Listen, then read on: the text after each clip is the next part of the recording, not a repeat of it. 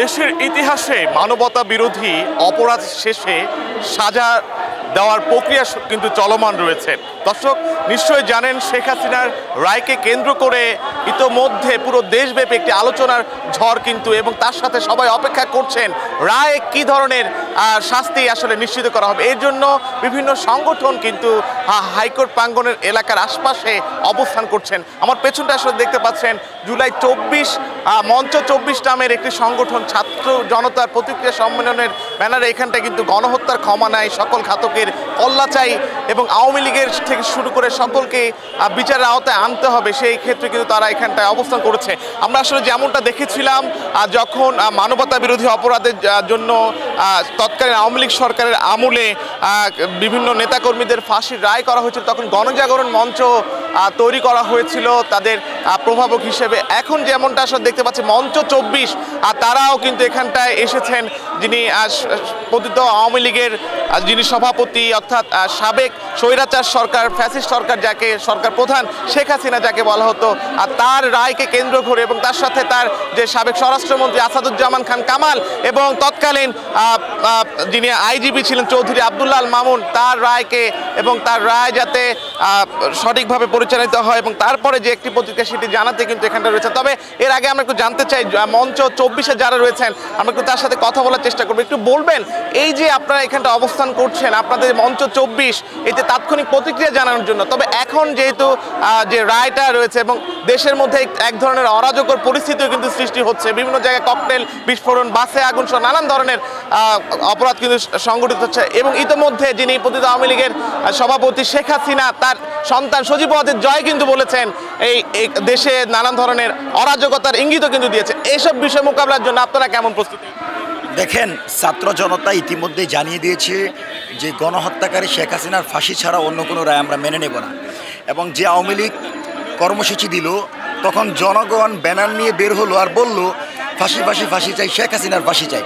তার মানে জনগণ ইতিমধ্যে রায় দিয়ে দিয়েছে। জনতার রায় হচ্ছে গণহত্যাকারী আওয়ামী লীগের সভানেত্রী শেখ হাসিনার ফাঁসি হতেই হবে। আপনি বলছেন অরাজক পরিস্থিতি, 20 কোটি জনগণের মধ্যে হাসিনার পক্ষে আওয়ামী লীগের পক্ষে কথা বলার জন্য 20 জন লোক পাওয়া যায় না। সেই গরিব যেটাকে বলে রাজনীতির দেউলিয়াত্ম একটা দল কীভাবে বাংলাদেশে রাজনীতি করে? আপনাকে মনে রাখতে হবে, যেই দলের ব্যানার ধরার লোক নাই, তারা যদি জয় আজকে হাইকোর্টে বলে বাংলা বলতে বলতে যাত্রাবাড়ি যেতে হয়, সেই গণহত্যাকারী দল বাংলাদেশে আর রাজনীতি করতে পারবে না এবং হাসিনার ফাঁসির মধ্য দিয়ে আওয়ামী লীগের রাজনীতির কবর রচনা হবে। এটা প্রথম ধাপ। ইনসাফভিত্তিক রাষ্ট্র বিনির্মাণের যে আমরা যাত্রা শুরু করছি এবং বিচারের যে সংস্কৃতি আমরা চালু করতে যাচ্ছি, সেই দিক বিবেচনায় নির্বাচনের পূর্বে গণহত্যাকারী আওয়ামী লীগের 1 ডজন নেতাকর্মীকে ফাঁসির দড়িতে ঝোলাতে হবে, যার মধ্য দিয়ে আমরা ইনসাফ প্রতিষ্ঠা করতে পারবো এবং বিচারের যে সংস্কৃতি সেটি চালু হবে। সুতরাং আমরা মনে করি জনতার রায়, ছাত্র জনতার রায়, আবু সাঈদ ওয়াসিম মুগ্ধের যে আকাঙ্ক্ষা ছিল সেটা পূরণ হবে, শেখ হাসিনার ফাঁসির রায় হবে। আমরা কিন্তু শুনলাম। একটু কথা বলতে চাই, একটু বলবেন এখন তো আসলে শেখ হাসিনা তো দেশে নেই, সেক্ষেত্রে ভারতের যে ভূমিকাটা, যদি রায়টা কার্যকর হয় বা রায়টা ঘোষণা করা হয়, সেক্ষেত্রে কার্যকর হতে আপনাদের প্রভাব কেমন থাকবে এবং আপনাদের আসলে প্রত্যাশাটা কি? ভাই, আইনের ঊর্ধ্বে কেউ না। ইন্টারপোল বলে একটা কথা আছে, উনি আমার দেশের দোষী হবেন, মৃত্যুদণ্ডপ্রাপ্ত আসামি। যেইভাবে অন্যায়ভাবে ৭৫-এর বিপ্লবীদেরকে ধরে নিয়ে আসা হয়েছিল, আমরাও শেখ হাসিনা হিসেবে ধরে নিয়ে আসবো। হাসিনা ইন্ডিয়া কেন, আমেরিকায় যাক, উত্তর আমেরিকায় যাক, কোনো অসুবিধা নাই। আইন শক্তিশালী, ইন্টারপোলের মাধ্যমে এখন ধরে নিয়ে আসবো। আর মনে রাখবেন, এটা হলো মানবতা বিরোধী অপরাধ। এটা মানবতা বিরোধী অপরাধ। একজনকে মারে নাই, আমজনতা সবাইকে মারছে। সুতরাং হাসিনার এখান থেকে উত্তরণ নাই, তাকে আনা হবে, ফাঁসি দেওয়া হবে, ঝুলাই রাখা হবে, ফাঁসি হবে প্রকাশ্যে। আন্তর্জাতিক অপরাধ ট্রাইব্যুনাল সৃষ্টি তো শেখ হাসিনারই, এখন তাকে সেখানে হতে হচ্ছে, এই বিষয়টা নিয়ে আপনারা তো জানেন, নবীদের গর্তে ফেলানোর জন্য এক বুড়ি গর্ত করছিলেন, নবীর ওই গর্তে বুড়ি পড়ছিলেন। এটা আল্লাহর বিচার, মহান আল্লাহ আমাদের চালান। আপনি সাধারণ জনগণের কাছে জুলুম করতে পারেন না। সে কি জুলুম করেন নাই বলেন, কিন্তু একবার ফাঁসিতে হয় না। এই শেখ মানে লগিয়া চোর, এই চোর বংশের সবাই চোর, দেশের শত্রু। এই দেশ তো মনে করেন বাবার না, দেশ হলো জনগণের। ইনশাল্লাহ বিচার হবে, আমরা ন্যায় বিচার পাবো, আর কোনোদিন ফ্যাসিস্ট সৃষ্টি হবে না। আমার কষ্ট লাগে, আমরা ইয়াং পোলাপাইন অনেকে আইছি, ঢাকা ইউনিভার্সিটি যে আছে বৃহত্তর দল বিএনপি কোনো রকম মানে তার মত প্রকাশ করতেছেন না, মানে এটা তার জন্য ভালো না। রাজনৈতিক অংশ হিসেবে তারা করছে এই রাজনীতি বিএনপির কোনো কাজে আসবে না। এই বিপ্লব, জুলাই বিপ্লব ধারণ না করলে কোনো দলে আগাইতে পারবে না, এটাই বাস্তবতা। ধন্যবাদ। যেমনটা আসলে বলছিলেন এখানটায় একজন রয়েছেন, তিনি বললেন আসলে তাকে কয়েকবার ফাঁসি দেওয়ার বিষয়ে কিন্তু মাথায় নিতে হবে এবং তার সাথে পুরো হাইকোর্ট প্রাঙ্গণ এলাকায় এই নিরাপত্তা কিন্তু জোরদার করা হয়েছে এবং তার সাথে যেমনটা বলা হয়েছে বিচারপতি গোলাম মুর্তজার 3 সদস্যের বেঞ্চ কিন্তু এই রায়টি ঘোষণা করবেন এবং তার সেখানটায় কিন্তু ইতিমধ্যে রায় পড়া শুরু হয়েছে, তবে এখনও রায়টি প্রকাশিত হয়নি। তবে আমরা আরেকটু কথা বলতে চাই, এই যে মানবতা বিরোধী অপরাধে শেখ হাসিনা অর্থাৎ যে কোনো একটি দেশের প্রধানমন্ত্রী, বাংলাদেশের প্রধানমন্ত্রী যিনি সাবেক ছিলেন, তার যে রায় হবে সেটি তো একটি দৃষ্টান্ত এবং ইতিহাসের মাইল ফলক হবে। এই মাইল ফলকটি আসলে জনসাধারণের মাঝে এবং অন্য দেশের মধ্যে কি ধরনের বার্তা দিতে পারে বলে আপনি মনে করেন? ধন্যবাদ।